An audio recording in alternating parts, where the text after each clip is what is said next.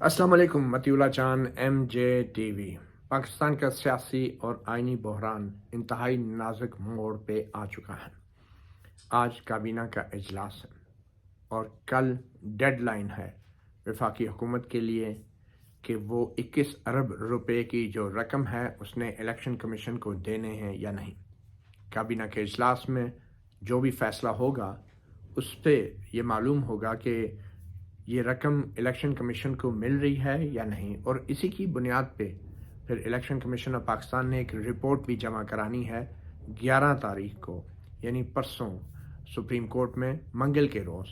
اور پھر supreme court نے یہ طے کرنا ہے کہ آیا اس حکم پہ عمل درآمد ہو رہا ہے یا نہیں، جس کے تحت وفاقی حکومت نے مکمل تعاون کرنا تھا الیکشن کمیشن آف پاکستان کے ساتھ کہ وہ 21 ارب روپے کی رقم بھی دے گی اور 14 مئی کو انتخابات کو یقینی بنائے گی۔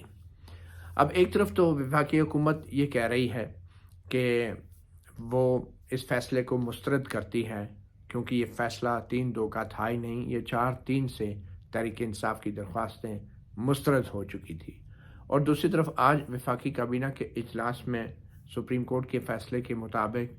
10 اپریل کی جو ڈیڈ لائن سپریم کورٹ نے مقرر کی ہے اس سے پہلے 21 ارب روپے کی رقم کا اجرا کرنا ہے یا نہیں، اس پہ فیصلہ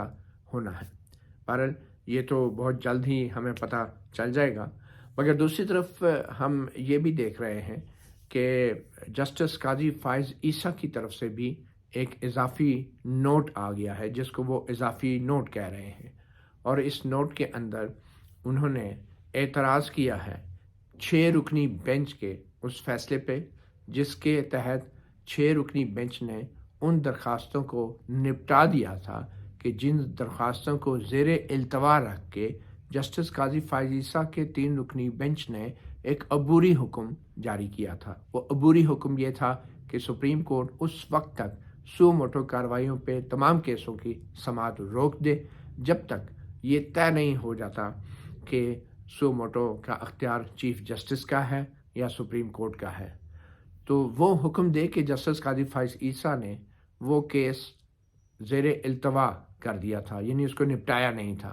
اور پھر اس حکم کی وجہ سے جسٹس قاضی فائز عیسیٰ کے 3 رکنی بینچ میں شامل جسٹس امین الدین خان جو کہ اس 5 رکنی بینچ کا بھی حصہ تھے جس کی سربراہی جسٹس عمر عطا بندیال کر رہے تھے اور جو کہ الیکشن کا معاملہ دیکھ رہا تھا، تو جسٹس امین الدین خان نے جسٹس قاضی فائز عیسیٰ کے ساتھ بیٹھ کے جب اس عبوری حکم کی حمایت کی کہ سپریم کورٹ تمام کارروائیاں روک دے جب تک سو موٹو اختیارات کا حتمی تعین نہیں ہو جاتا کہ یہ کس کے ہیں، تو اس وقت جسٹس امین الدین خان نے اس 5 رکنی بینچ سے بھی الگ ہونے کا اعلان کر دیا، کیونکہ انہوں نے کہا کہ میں نے ایک الگ بینچ پہ الگ کمرہ عدالت میں بیٹھ کے جو جسٹس قاضی فائز عیسیٰ کے ساتھ بیٹھ کے فیصلہ دیا ہے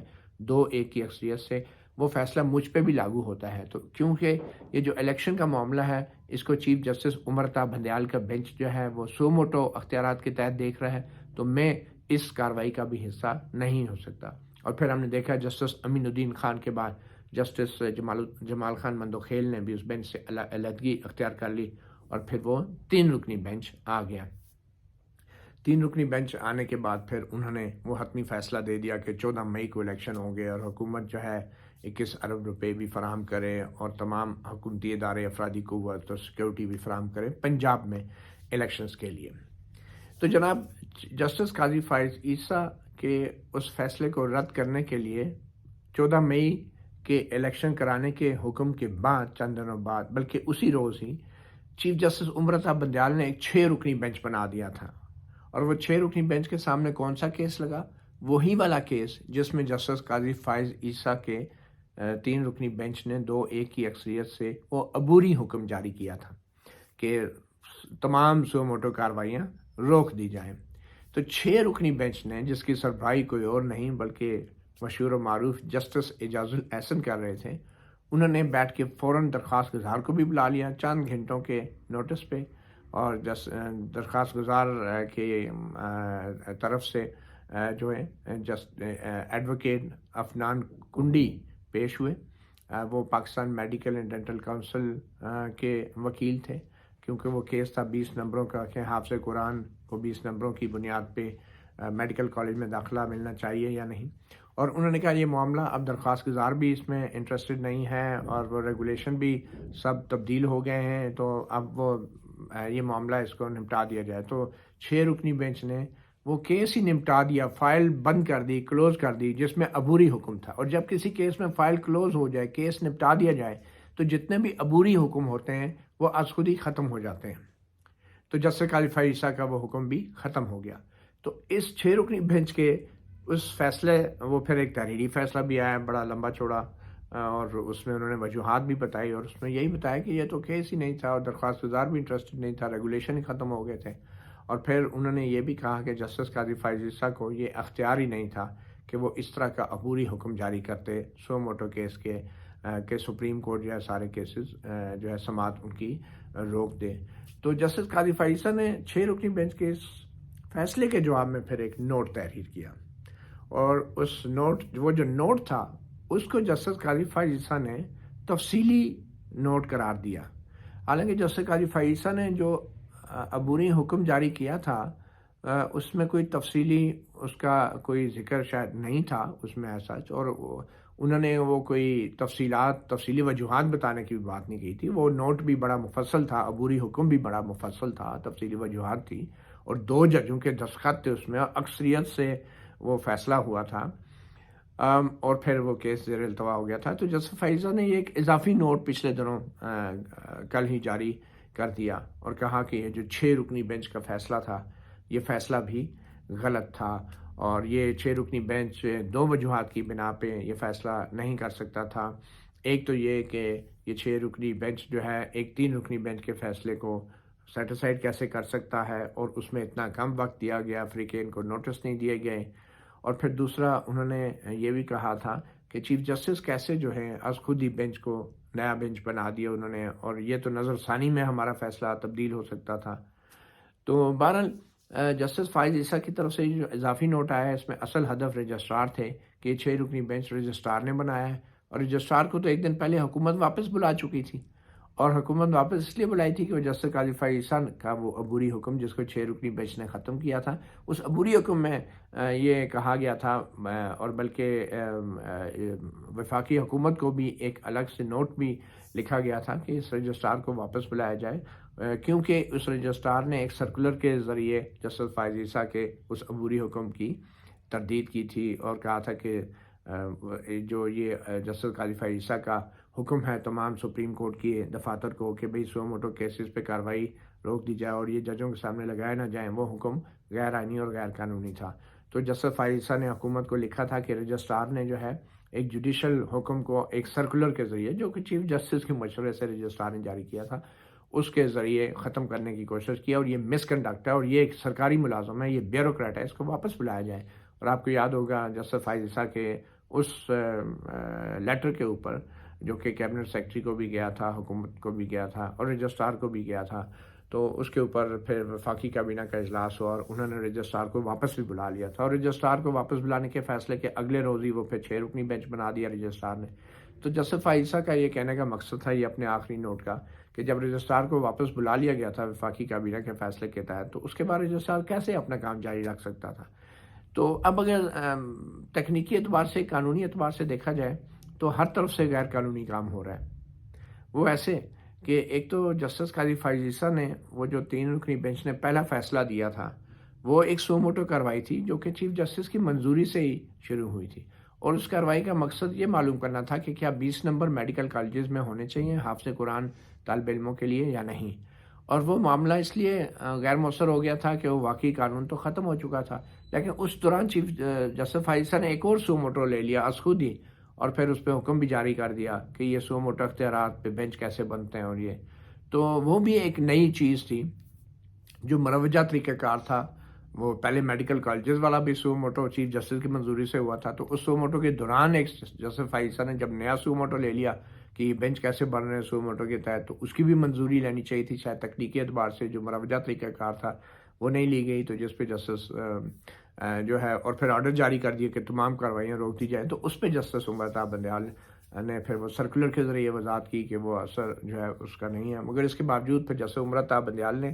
وہ کیس جو میڈیکل کالجز والا تھا جس کو جسٹس فائزہ نے مکمل طور پہ نپٹایا نہیں تھا، کلوز نہیں کیا تھا، التوا میں رکھا تھا، اس کو کیونکہ جسٹس فائزہ نے کہا ہم نہیں سنیں گے جب تک وہ فیصلہ نہیں ہوتا، تو چیف جسٹس امرتا بندیال کو موقع مل گیا، انہوں نے کہا اچھا آپ نہیں سنیں گے، تو وہ کیس اٹھا کے انہوں نے 6 ججوں کے سامنے لگا دیا۔ یہ بھی ایک بڑی غیر معمولی بات ہے کہ ایک بینچ سے آپ کیس لے کے اس کے لیے 6 جج دوسرے بٹھا دیں، وہ بھی غلط تھا۔ تو ہر طرف سے ہی تقریباً غلطیاں ہو رہی ہیں۔ تو جسٹس فائزہ کے اس نوٹ کے بعد اب دیکھیں اب 6 ججوں کا فیصلہ بھی آ چکا ہے، اور اب انتظار ایک اور تاریخ کا ہے۔ ایک تو ہے نا کل 10 تاریخ ہے، ڈیڈ لائن ہے کہ 21 ارب روپے دینے الیکشن کمیشن، یعنی ایک اور تاریخ بھی ہے، اور وہ ہے 20 اپریل کی، کیونکہ 20 اپریل کو وہ مدت ختم ہو جائے گی کہ جس مدت تک اگر صدر عارف علوی نے اب کی بار مشترکہ پارلیمنٹ سے منظور شدہ جو وہی قانون ہے جس پہ وہ پہلے اعتراض لگا کے کل انہیں واپس بھیجا، اگر وہ دوبارہ پارلیمنٹ منڈے کو مل کے وہ وہی قانون دوبارہ منظور کر لیتی ہے تو وہ پھر صدر کے پاس جائے گا، اور 20 اپریل تک اگر صدر عارف علوی نے اس قانون کی منظوری نہیں دی تو وہ از خود قانون بن جائے گا۔ تو یہ بھی ایک بڑی عجیب سی بات ہے کہ صدر عارف علوی نے جو منطق دی ہے اس قانون کو مسترد کرنے کی یا واپس بھیجنے کی، وہ منطق بھی بڑی عجیب ہے۔ صدر عارف علوی اور بہت سے تحریک انصاف کے جو وکلا ہیں وہ یہ کہہ رہے ہیں کہ یہ سپریم کورٹ کے اختیارات کو کم کرنے کی کوشش ہے، مگر حقیقت میں ایسا نہیں ہے۔ اس کی وجہ یہ ہے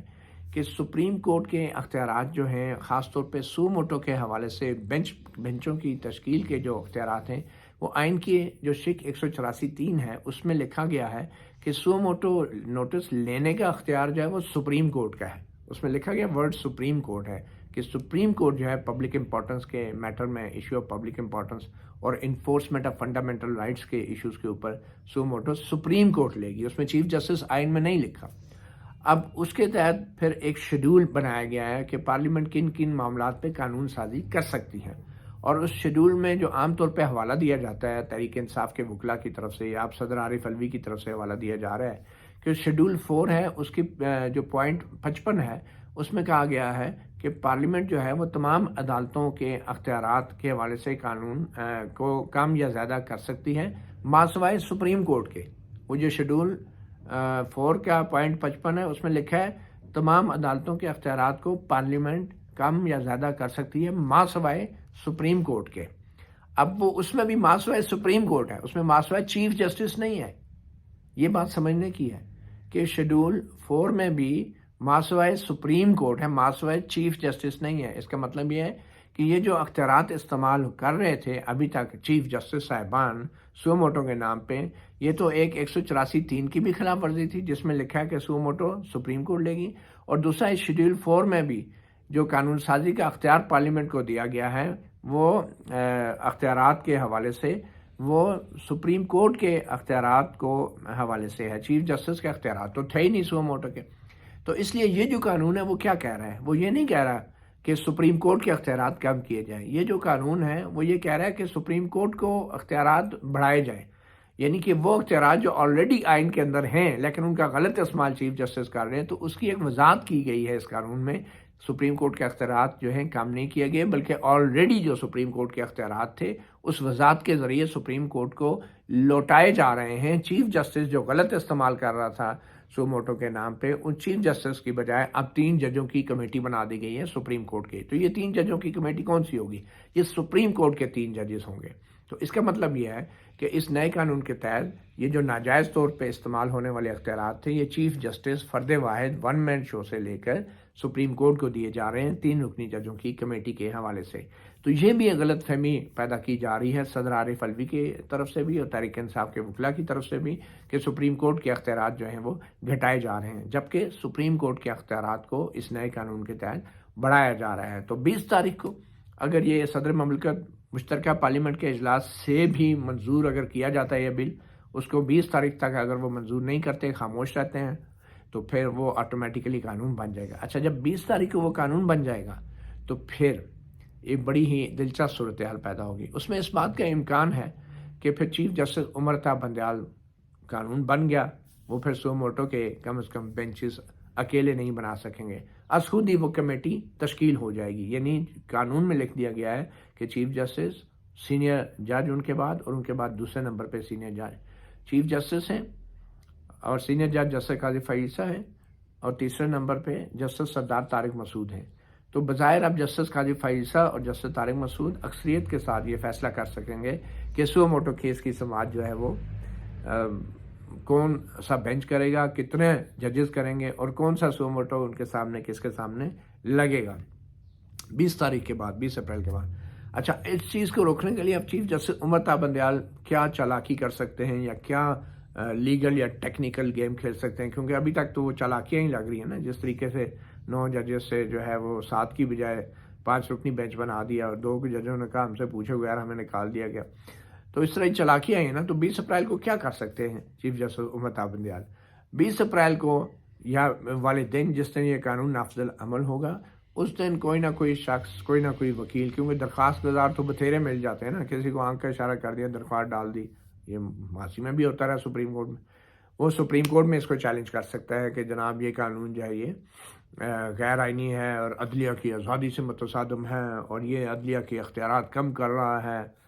مگر اس میں ایک مسئلہ ہے، اگر سپریم کورٹ میں یہ درخواست دائر کی جاتی ہے، اس قانون کے چیلنج کیا جاتا ہے، تو اس درخواست کو سننے کے لیے بھی پھر وہ 3 رکنی کمیٹی بنے گی، اور وہ بتائے گی کہ یہ والی درخواست جو ہے وہ کون سا بینچ سنے گا، کیا اس میں چیف جسٹس ہوں گے یا نہیں۔ ایک تو پہلی بات جو ہے اس قانون کے حوالے سے، تو اگر کوئی بھی بینچ بنتا ہے اس میں چیف جسٹس کو تو ہونا ہی نہیں چاہیے، کیونکہ یہ چیف جسٹس کے اختیارات کے اپنے ذاتی انڈیویجول اختیارات کا معاملہ ہے۔ مگر پھر بھی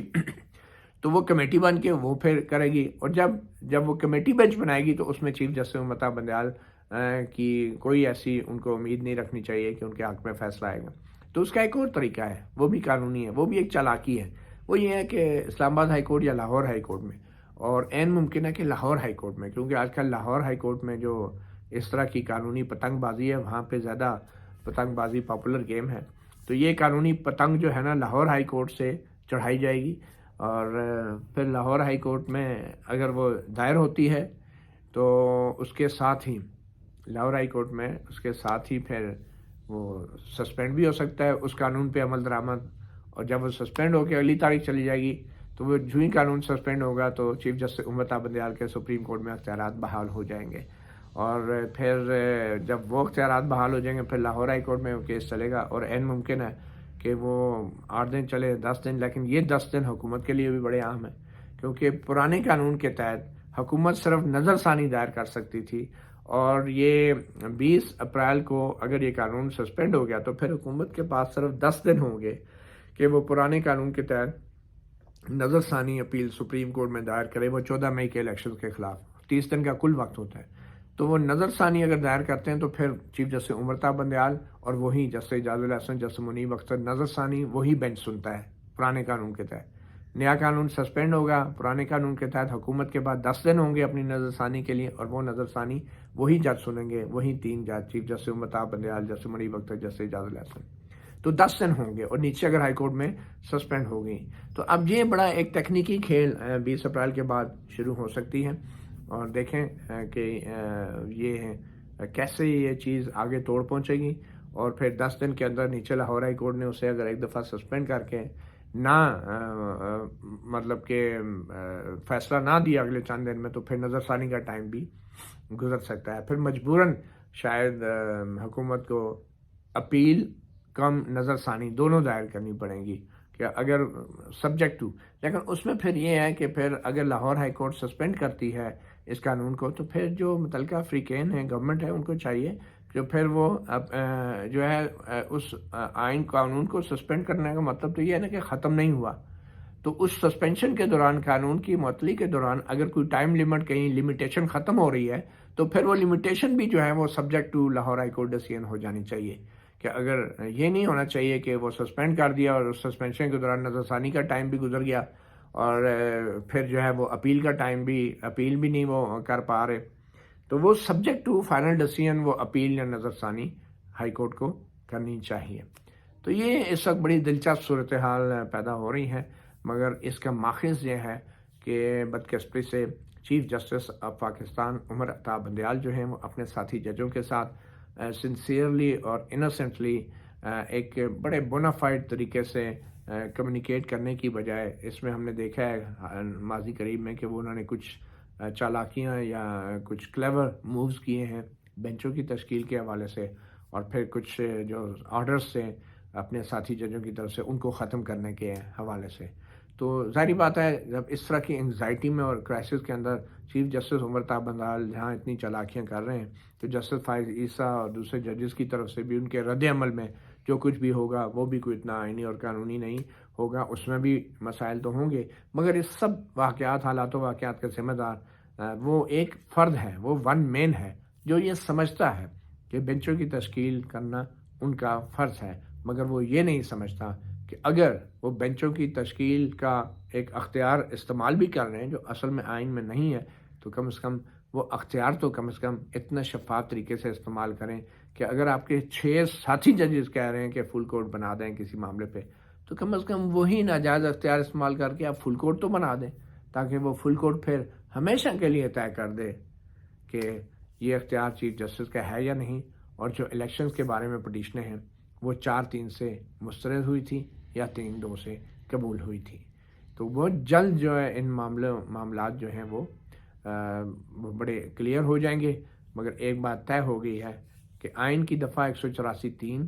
جو سو موٹو کے اختیارات ہیں وہ آئین کی دفعہ 184(3) میں سپریم کورٹ کا ذکر ہے, جبکہ